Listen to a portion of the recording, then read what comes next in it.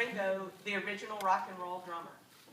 I think so. I mean, personally, you know, some of my introduction to music really was the Beatles. And I think I was maybe, I don't know, 6 or 7 years old. And I got the records, and I had this little old guitar, and my mother bought me this book. It was the complete Beatles anthology and chord charts. And so I would put the records on and learn these chords. I didn't have a teacher. The Beatles taught me how to play music. Like, that's how I learned. It was the record and the book and the guitar. And so that just became the foundation of everything that I understood musically from then on, whether it was arrangement or harmony or tempo or melody, whatever it was, it all began there. So, you know, in listening to the drums, I just always, if that becomes your reference point, it just became my reference point for everything. You know, oh, that guy's too busy. You know, oh, that guy doesn't have any groove because I had this in the middle. Like, I had the Beatles in the middle. Like, oh, that guy's not a good singer. Or that song's too long. The Beatles were my reference. Like, that's just how I related to everything else. It was always your watermark. It still is. You've talked about what makes Ringo so special is his swing and his showmanship. Yeah. Can you address both of those and how they've influenced you? Well, I'm one of those guys that, you know, there's a famous old joke. What's the last thing the drummer said before he was kicked out of the band? Hey guys, I have a song I think we should play, you know. And so, you know, like, when I was in Nirvana, the last thing in the world I wanted to do was complicate that songwriting process, because Kurt was brilliant. He wrote great songs, and I looked at what I needed to do in that band as I needed to do what Ringo did in so many songs, which is just lay it down. You know, let the song happen and just lay it down and do your thing. But there was that part of me that, like, I wanted to sing, and I wanted to do my own thing. So I would record songs in my basement by myself, you know. And I never really considered myself a showman.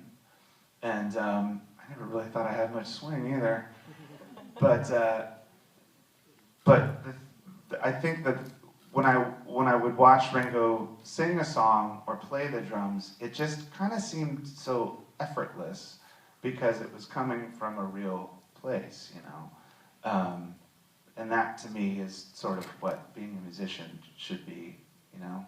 Not to really force it so much, rather just let it kind of happen, you know.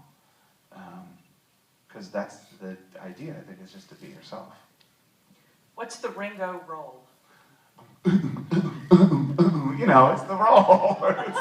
It's the one, you know. You just could see it. Like, whenever I try to do it, I look like I'm putting out a fire with a jacket or something. You know? You just sort of flap your arms around, and it just has this, like, roll to it, you know.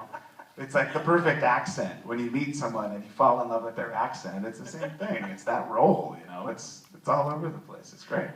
I was going to ask you if Ringo does something that you're still trying to learn how to do, but I'm guessing it's everything from what you're...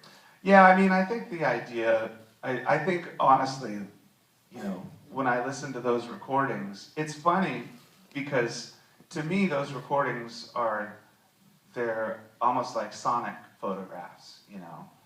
With the camera, you're trying to capture that moment in time, and it's the same thing with music. And if you're in a studio and you're recording to tape, you're trying to capture that moment so that it lives forever. The sound of what you did that afternoon after tea will last until the end of time, you know. And so, so capturing those moments seems to be, that's what you really try to do. And I think, you know, like I said, it's all in your hands and it's in your heart. So there's kind of no use trying to sound like anyone else because you just can't. That's the way they do it. And fortunately, that guy sounded the way he did and the way he does. Like, that's him. And without him, we wouldn't be here. And it's nice to be here. We're happy you're you very much. What's your favorite Ringo performance? You know, I like rockers. Like I love the pretty stuff too. But you know, when I listen to a song like "Hey Bulldog" or you know, some of the heavier ones, those are the ones that just has this groove to it. And I don't know how the hell you got those drum sounds, man, but there's something about them that just sounds so good. Just I wish I could do that, you know. And it's a lot of those, you know, it's a lot of those moments where there's air between the fills, and those fills just sort of roll into the next section. That, you know, those are things that people spend lifetimes trying to get and capture those moments. And it's not easy. I read that you really loved the Ed Sullivan performance. Oh yeah. Can you talk about how that, like, what happened the first time you saw that? Did you feel like it lit a fire under you? Or? Well, you know, it's a cool thing when you're a human being and you turn on a television and you see other human beings doing something that moves you so much that you want to do that too. You know, I've been